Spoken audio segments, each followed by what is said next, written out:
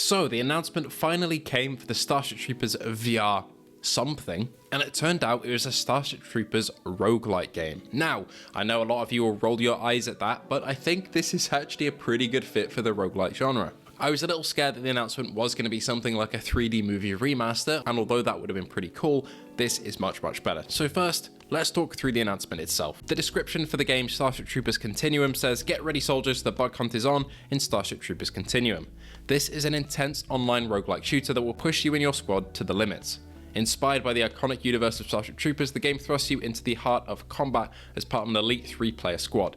With PSVR2, you'll experience the full intensity of Battlefield like never before. Immerse yourself in vivid, fast-paced combat against endless waves of bugs in thrilling PvE missions. As you progress through the game, collect resources, upgrade your equipment, and unlock powerful perks to increase your chances against increasingly deadly enemies. But be careful, death is permanent, so if you go down, it's up to your team to survive or you'll have to start over. Are you ready to serve the Federation and protect humanity? Remember, in Starship Troopers Continuum, every mission is a new fight for survival. Suit up, lock and load, and prove you have what it takes to take down the bug menace once and for all. In terms of PSVR2 features, they list adaptive triggers, making every weapon feel different, controller haptics, unique haptic feedback every time you fire your weapon, headset rumble, feel the approaching bugs in your headset, and eye tracking, with eye tracking foveated rendering supported, which is great to hear. Okay, let's dig a little deeper now that we've gone over all of the normal stuff in terms of the technical things and everything they've said in terms of text. We actually have a trailer that's been playing on screen for the past couple of minutes. Of course, there isn't really much to go off here in terms of actual gameplay. There's in-engine stuff, but I think there's a couple of things we can kind of decipher based on how in-depth this game is going to be, graphically, gameplay-wise, and also with the price tag of the game. This doesn't seem to be a really deep game or anything like that. It seems like a bit of a tie-in, obviously, to the franchise, but nothing too in-depth and fleshed out. And also the visual style is a little bit dimmed down, I'm assuming, for the standalone headsets, because this is a multiplayer game. You want a population, and the sure way to do that is to make a cheap game on the Quest platform, also on PSVR2. My overall takeaway from this so far is it looks fun, and as a Starship Troopers fan, I'm really excited to dig into it, but also I can see the limitations of the visual style here. The maps seem quite barren, even though a lot of the locations in Starship Troopers, of course, are deserty and barren. But for people who are hoping for a visual quality the same as Starship Troopers Extermination, the flat screen game, we're not getting that here.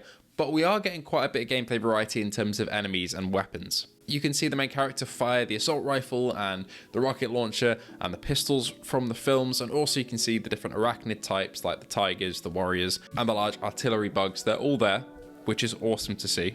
It also seems we have got a model for Rico in the game. Casper Van Dien has reprised his role for Extermination, so I don't see why they wouldn't get him back for this. It seems like they have, which is awesome. And from the promo art of the game, we can see a couple more clues as well, as we've got flying bugs, the dropships, and Rico himself. So there seems to be a fair bit of variety in terms of things being brought over from the films to the game. Bugs do have health bars, so it's a bit more arcadey than the Extermination game, but I think it's going to be really cool to see these in VR in real scale. They're really pushing the gimmick of live, live again, die again. You're part of the mobile infantry like in the films, which I think fits a roguelike like this, because of course this is a roguelike. And this is probably the one scenario where I wouldn't be disappointed at all in it being a roguelike, because that does fit the genre and the franchise that it's set in, because you're meant to be expendable, a bit like Helldivers. The PvE missions, I'm assuming, won't be generated like the Helldivers ones. They will be kind of a set thing where you'll go in and do the same missions again and again. But ultimately, the amount of content here is probably indicative of the price tag, which is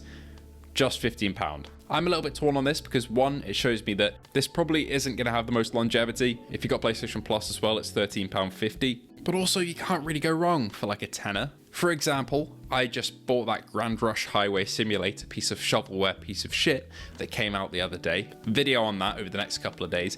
That was £10, and that was one of the most horrendous experiences I've ever had in VR. This, on the other hand, looks like a good bit of fun set in a universe that I love with weapons that I recognize. And to compare it to something, I recently did that Space Marine VR experience you can do as well, hopefully covering that in the next couple of days too. To do that, that's about £20 a person, £25 a person, and that's a half an hour mission where you go in and it's really fun. Obviously, it's a different sort of experience than a VR game. It's more of an arcade where you're going around, you're actually running around in real time and you can see other people around you. Bit of a different experience, but as a price perspective, that was £25 for half an hour. This is going to be like £13 or £15 for something you can replay because it is a roguelite after all. My overall takeaways though, as I'm still kind of formulating my thoughts, is that not really a massive fan of the art style, but I think the weapon variety and enemy variety is looking pretty good so far, so I am excited to get my hands on it. It is XR Games doing this with Sony Pictures Virtual Reality. XR Games is a familiar name, and after looking them up, they did Zombieland Headshot Fever, which is a fairly highly rated game. They also are doing Zombie Army VR, which hasn't had the best of reception at some VR events, mostly due to some VR mechanics, but the gameplay seemed fun, so that might be a good indication. And they also did Hitman VR Reloaded, which is the not great port of Hitman to Quest 3 that just came out. However, I'm still going to be optimistic for this one. It's a franchise that I am dearly invested in and dearly love ever since I was a kid and was shown it probably too young for the first time. So I'm going to go into this one optimistic again. Let me know your thoughts on it in the comment section below. Thank you all for watching. I'll see if I can get in touch with XR Games in the meantime and see what the review key situation is like to get you guys coverage as soon as possible on this game.